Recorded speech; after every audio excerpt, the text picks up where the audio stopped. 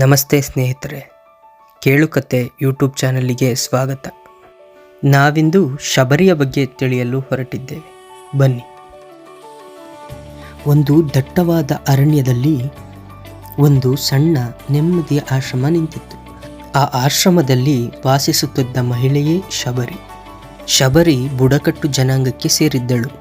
ಆದರೆ ಅವಳ ಮನಸ್ಸಿನಲ್ಲಿದ್ದದ್ದು ಯಾರು ಕಲಿಸದ ಪ್ರೀತಿ ಹಾಗೂ ಯಾರು ಬೋಧಿಸದ ಭಕ್ತಿ. ಒಂದು ಬಾರಿ ಅವಳ ಗುರುಗಳಾದ ಮತಂಗ ಮಹರ್ಷಿಗಳು, ಮಗು, ನಿನ್ನ ಮನಸ್ಸು ಜಗತ್ತಿನಲ್ಲಿ ಅತ್ಯಂತ ಶುದ್ಧ ಮತ್ತು ಸ್ವಚ್ಛ ಮನಸ್ಸು. ಒಂದು ದಿನ ಶ್ರೀರಾಮನು ಸ್ವತಃ ನಿನ್ನ ಆಶ್ರಮಕ್ಕೆ ಬರುತ್ತಾನೆಂದು ಹೇಳಿರುತ್ತಾರೆ. ಆ ಮಾತು ಶಬರಿಯ ಜೀವನದ ಉಸಿರು, ಧ್ಯೇಯ, ದಾರಿ ಎಲ್ಲವೂ ಆಗಿಬಿಟ್ಟಿತ್ತು. ವರ್ಷಗಳು ಕಳೆದರೂ ಶಬರಿಯ ನಂಬಿಕೆ ಮಾತ್ರ ಬದಲಾಗಲಿಲ್ಲ. ಪ್ರತಿ ಬೆಳಗ್ಗೆಯೂ ಅವಳ ಮೊದಲ ಕೆಲಸ ರಾಮನು ಬರುವ ದಾರಿಯನ್ನು ಸ್ವಚ್ಛಗೊಳಿಸುವುದಾಗಿತ್ತು. ನನ್ನ ರಾಮನಿಗೆ ನೋವಾಗಬಾರದೆಂದು ದಾರಿಯಲ್ಲಿದ್ದ ಕಲ್ಲು ಮುಳ್ಳುಗಳನ್ನು ತೆಗೆಯುತ್ತಿದ್ದಳು. ಆನಂತರ ಕಾಡಿಗೆ ಹೋಗಿ ರಾಮನಿಗಾಗಿ ಹಣ್ಣುಗಳನ್ನು ಹುಡುಕುತ್ತಿದ್ದಳು. ಆದರೆ ವಯಸ್ಸಾದ ಕಾರಣ ಹಣ್ಣುಗಳ ರುಚಿಯನ್ನು ತಿಳಿಯಲು ಸಾಧ್ಯವಾಗುತ್ತಿರಲಿಲ್ಲ.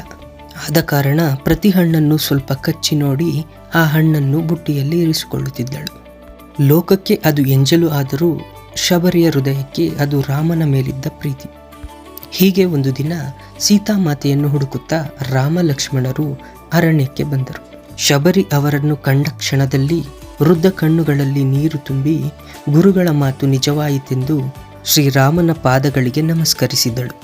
ಆನಂತರ ಅವಳ ಆಶ್ರಮಕ್ಕೆ ಕರೆದುಕೊಂಡು ಹೋಗಿ ಅವಳು ಕೂಡಿಟ್ಟ ಹಣ್ಣುಗಳನ್ನು ರಾಮನ ಮುಂದೆ ಇಟ್ಟಳು. ಆ ಹಣ್ಣುಗಳನ್ನು ನೋಡಿದ ಲಕ್ಷ್ಮಣ, ಅಣ್ಣ, ಇವು ಎಂಜಲು ಹಣ್ಣುಗಳು, ಅಶುದ್ಧ, ನೀವು ಇದನ್ನು ತಿನ್ನಬಾರದೆಂದು ಹೇಳುತ್ತಾನೆ. ಆಗ ರಾಮ ಲಕ್ಷ್ಮಣನತ್ತ ನೋಡಿ ಒಮ್ಮೆ ನಕ್ಕು ಆ ಹಣ್ಣನ್ನು ಶಬರಿಯಿಂದ ತೆಗೆದುಕೊಂಡು ತಾನೇ ಸೇವಿಸುತ್ತಾನೆ. ಆನಂತರ ರಾಮ ಲಕ್ಷ್ಮಣನಿಗೆ, ಈ ಜಗತ್ತಿನಲ್ಲಿ ನನಗೆ ಇಷ್ಟು ಭಕ್ತಿ, ಇಷ್ಟು ಪ್ರೀತಿ ಚಿಮ್ಮಿಸುವ ಆಹಾರ ಇನ್ನಿಲ್ಲ, ಈ ಪ್ರೀತಿಗಿಂತ ದೊಡ್ಡದು ಮತ್ತೊಂದಿಲ್ಲ ಎಂದು ಹೇಳುತ್ತಾರೆ. ಆನಂತರ ಶಬರಿ ತುಂಬ ಖುಷಿಯಾಗಿ ರಾಮನ ಆಶೀರ್ವಾದ ಪಡೆದು ಮೋಕ್ಷಕ್ಕಾಗಿ ಕೇಳಿಕೊಳ್ಳುತ್ತಾಳೆ. ರಾಮನ ದರ್ಶನವೇ ಅವಳಿಗೆ ಮೋಕ್ಷದ ದ್ವಾರವಾಗಿತ್ತು. ಹೀಗೆ ನಿಷ್ಕಪಟ ಮನಸ್ಸಿನ ಶಬರಿ ಪ್ರೀತಿ ಹಾಗೂ ಭಕ್ತಿಯ ಶ್ರೇಷ್ಠ ರೂಪಕ್ಕೆ ಜೀವಂತ ಉದಾಹರಣೆ. ಇನ್ನು ಈ ರೀತಿಯ ಹೆಚ್ಚು ಕಥೆಗಳಿಗಾಗಿ ನಮ್ಮ ಕೇಳುಕತೆ ಯೂಟ್ಯೂಬ್ ಚಾನಲ್ಗೆ ಸಬ್ಸ್ಕ್ರೈಬ್ ಮಾಡಿ, ಲೈಕ್ ಮಾಡಿ, ಕಮೆಂಟ್ ಮಾಡಿ ಹಾಗೂ ನಿಮ್ಮ ಸ್ನೇಹಿತರಿಗೂ ಈ ವಿಡಿಯೋವನ್ನು ಹಂಚಿಕೊಳ್ಳಿ.